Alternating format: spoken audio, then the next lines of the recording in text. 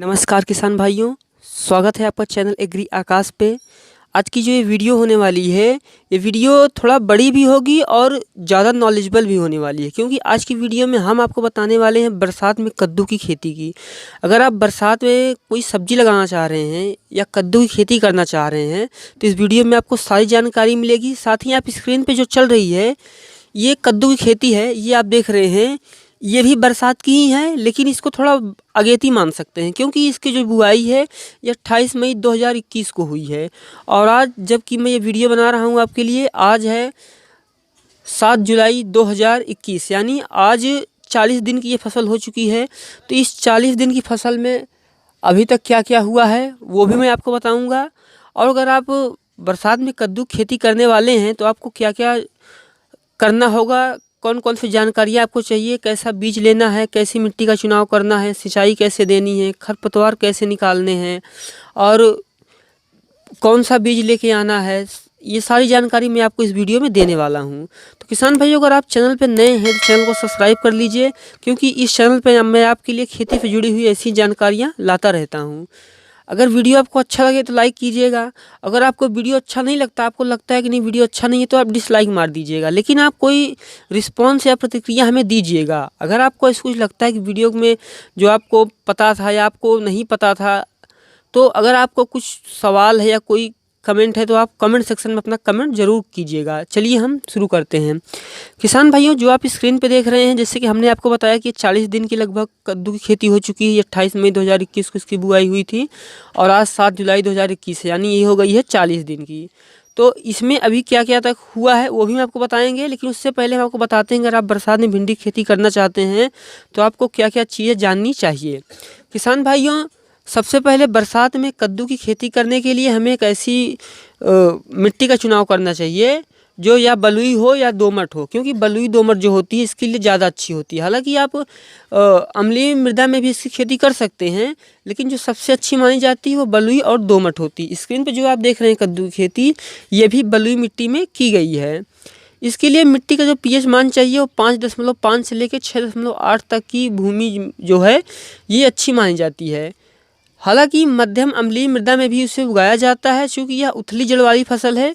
उथली का मतलब होता है ऊपर रहने वाली, यानी जो ऊपर रहने वाली फसल है, इसकी जड़ जो होती है वो ऊपर रहती हैं, इसलिए आप इसे कम जुताई में भी काम चला सकते हैं। अगर आपने 2-3 जुताई कल्टीवेटर से भी कर दी है तब भी आप इसकी खेती कर सकते हैं और आसानी से कर सकते हैं। बहुत ज़्यादा जुताई कोई ज़रूरत नहीं होती है। अधिकतर किसान भाइयों को कमेंट होता है कि पीएच क्या होता है, तो हम आपको आज बताएंगे कि खासकर मिट्टी का, जैसे कहते हैं ना मिट्टी का पीएच मान, ये हमने भी अभी आपको बताया कि मिट्टी का पीएच मान जो है 5.5 से 6.8 होना चाहिए।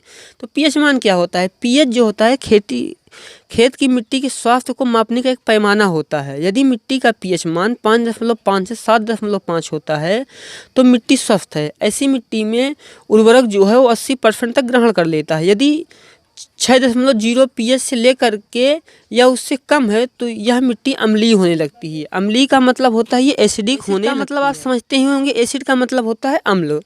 अब किसान भाइयों, हमने मिट्टी की बात आपको बता दी कि मिट्टी कैसी होनी चाहिए।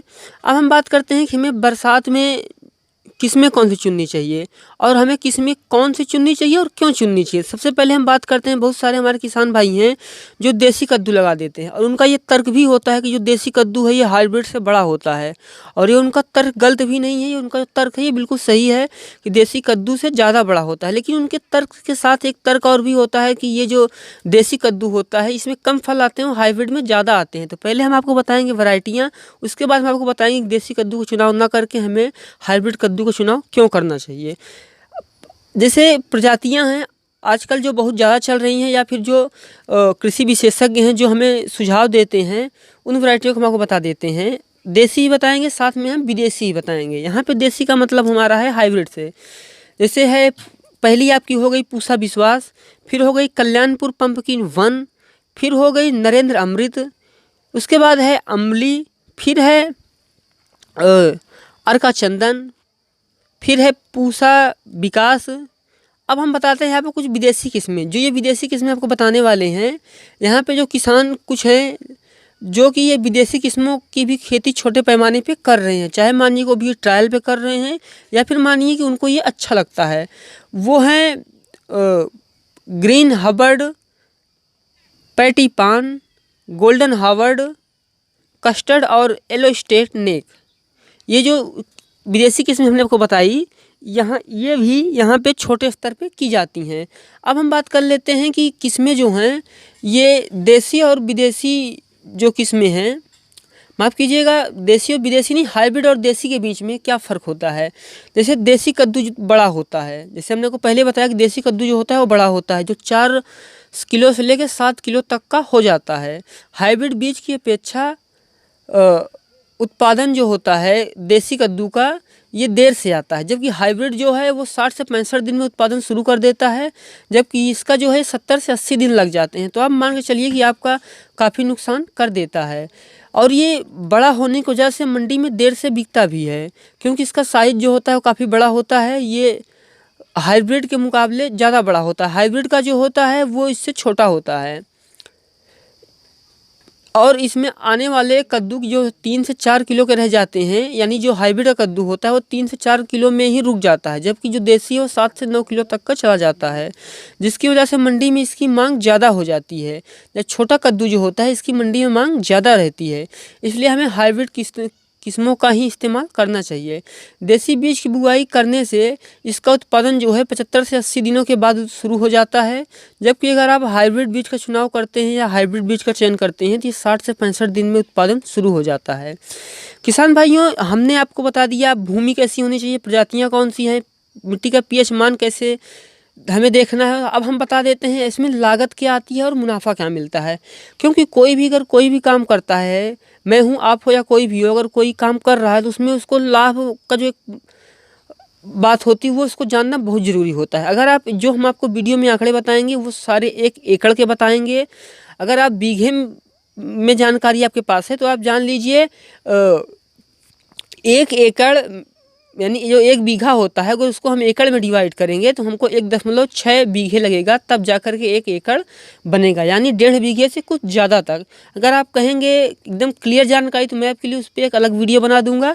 फिलहाल अभी हम इसी टॉपिक को कवर करेंगे। 1 एकड़ में लगभग 15 से 18 हज़ार रुपये की लागत आती है और 1 एकड़ में लगभग 120 क्विंटल तक का उत्पादन हो जाता है। कद्दू का उत्पादन जो होता है लगभग 1 एकड़ में 120 क्विंटल तक का हो जाता है। और जो ये 15 से 18 हज़ार की लागत का है, ये कोई हार्ड फास्ट रूल नहीं है। अगर आप खेती में खुद से ज़्यादा मेहनत करते हैं, मशीनों का कम सहारा लेते हैं, तो ये 15 से 18 हज़ार जो है ये 5 से 8 हज़ार ही रह जाएगा। अब हम बात करते हैं कि 120 कुंटल जो इसका उत्पादन होता है उसे हमें रेट कैसा मिलता है। तो आप भी ये जानते हैं कि ये कोई सूखा अनाज नहीं है जो इसका एक कीमत हो निश्चित हो। ये एक हरी सब्जी है जिसका कोई रेट निश्चित नहीं होता है, घटता बढ़ता रहता है। फिर भी आप मान के चलिए कि लगभग आपको 10 से 15 रुपए का रेट मिल जाता है, जिससे कि आपको लगभग 1.5 लाख रुपए से 1,75,000 रुपये तक की जो है ये आपको बचत शुद्ध लाभ हो जाता है। हमारी लागत निकालने के बाद लगभग 1.5 लाख से लेकर 1,75,000 एक एकड़ में हमें लाभ मिल जाता है। अब किसान भाइयों, हम ये बात करते हैं कि जैसे हमने बताया कि हमें प्रजातियाँ आपको बता दी, मिट्टी का पीएच मान बता दिया, एकड़ में कितना लाभ होगा, कितना लागत होगा वो भी हमने आपको बता दिया, किस्मों के बारे में बता दिया, भूमि के बारे में भी बता दिया। अब हम बात करते हैं कि बुआई का समय क्या होना चाहिए। यूँ तो इसकी जो खेती है गर्मी में फरवरी मार्च में की जाती है, लेकिन आज हम बरसाती कद्दू की बात कर रहे हैं, तो आज हम केवल बरसाती कद्दू यानी बरसात में होने वाले कद्दू खेती के बारे में ही बात करेंगे। बरसाती कद्दू की खेती जो है आप ये मई से लेकर के जुलाई तक इसकी बुआई कर सकते हैं। पर्वतीय क्षेत्रों में मार्च से अप्रैल में भी की जाती है, नदियों के किनारे इसकी बुआई दिसंबर में भी कर दी जाती है। लेकिन ये बरसात की नहीं होती है, ये अलग अलग किस्मों की होती है। आप देखते होंगे कद्दू हर समय मतलब हर महीने आपको मार्केट में मिलता है, तो ये जो होता है ऐसे ही अलग अलग समय बुआई की हुई किस्मों का हमें फल मिलता है। अब हम बात करते हैं किसान भाइयों की इसकी बीज की मात्रा क्या होनी चाहिए और इसका डिस्टेंस जो है, इसकी दूरी क्या हमें रखनी चाहिए। तो बीज की मात्रा 1 एकड़ में कद्दू की खेती के लिए लगभग हमें 500 ग्राम से लेके 600 ग्राम तक बीज की आवश्यकता होती है, क्योंकि आप भी जानते हैं कि बीज का जर्मिनेशन होता है, जमाव जो होता है वो 100% नहीं होता है। आप किसी कंपनी का बीज ला के देख लीजिए, उसके लेवल पे भी आपको मिल जाएगा कि 100% जमाव नहीं होता है। इसलिए आपको 500-600 ग्राम बीज की आवश्यकता होगी। 600 ग्राम बीज में लगभग आपको 8,000 बीज मिलेंगे। ये कोई मेरा अनुभव नहीं है, लेकिन हाँ लगभग आपको 8000 बीज तक मिल जाएंगे। अब हम बात कर लेते हैं कि इसका हमें बुआई के समय उर्वरक खाद क्या देनी चाहिए और बाद में इसमें उर्वरक या खाद का प्रयोग कैसे करना चाहिए। कद्दू की फसल में 20 किलो DAP, 45 किलो यूरिया, 10 से 12 किलो पोटास का प्रयोग करना चाहिए।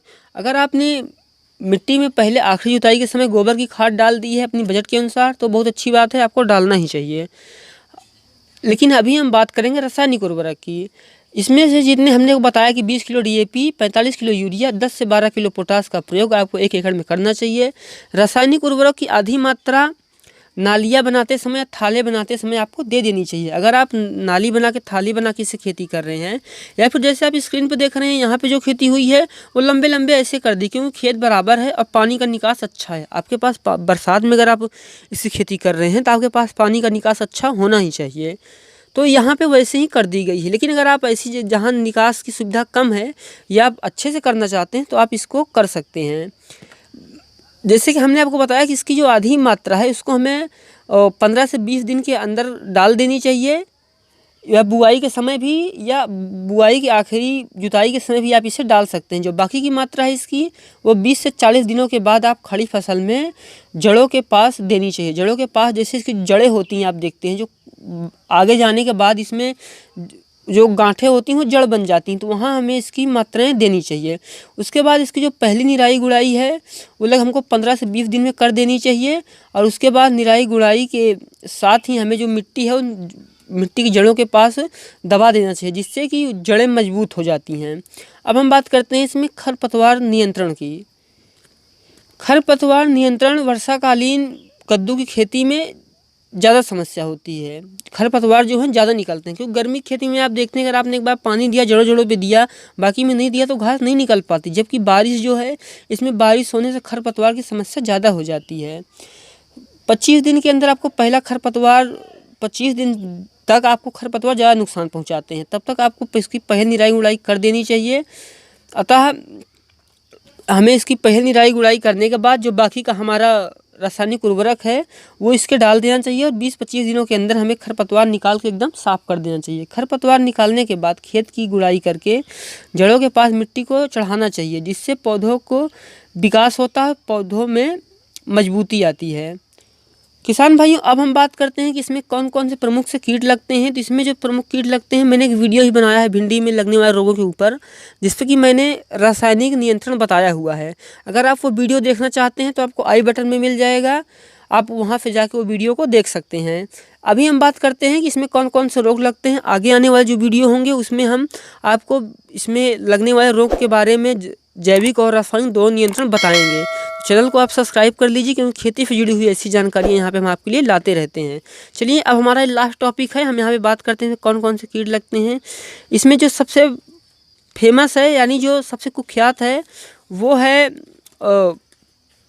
इसमें कीट की जो सुंडी होती ज़मीन के अंदर पाई जाने वाली, वो इसमें सबसे ज़्यादा नुकसान करती है। और इसमें सुंडी और वयस्क दोनों ही इसमें नुकसान करते हैं। दूसरा इसमें है फल मक्खी। तीसरा है इसमें पीला मोजेक, जो कि इसमें तरह तरह की बीमारियां आती हैं। तो आने वाले समय में हम आपको यही बताएंगे, जब इसमें फल आने लगेंगे तो इसमें मैं दूसरा वीडियो बनाऊंगा। जैसे कि मैंने गर्मी वाले जो मैंने खेती की थी गर्मी में, उसका मैंने आपको कहा था कि जब फल आएंगे तो वीडियो बनाऊंगा। वो वीडियो बहुत ज़्यादा चला, वायरल वीडियो है, उसमें आपने बहुत ज़्यादा प्यार दिया और मुझे बहुत अच्छा लगा। अब मैं ये बरसात में कद्दू खेती का वीडियो बना रहा हूँ, इसको आप देखिए अगर आप इसमें खेती करना चाहते हैं। और वीडियो आपको कैसा लगा, वीडियो आपको अच्छा लगे तो लाइक कीजिएगा और चैनल पर नए हैं तो सब्सक्राइब कीजिए। हमारा आखिरी टॉपिक है सिंचाई, उसको भी हम कवर करके इस वीडियो को ख़त्म करेंगे, क्योंकि वीडियो ज़्यादा लंबा ना हो जाए। बारिश के दिनों में यूँ तो बारिश होती रहती है, अगर बारिश नहीं हो रही तो आप इसकी 8 से 10 दिन के अंतराल पर सिंचाई कर देनी चाहिए।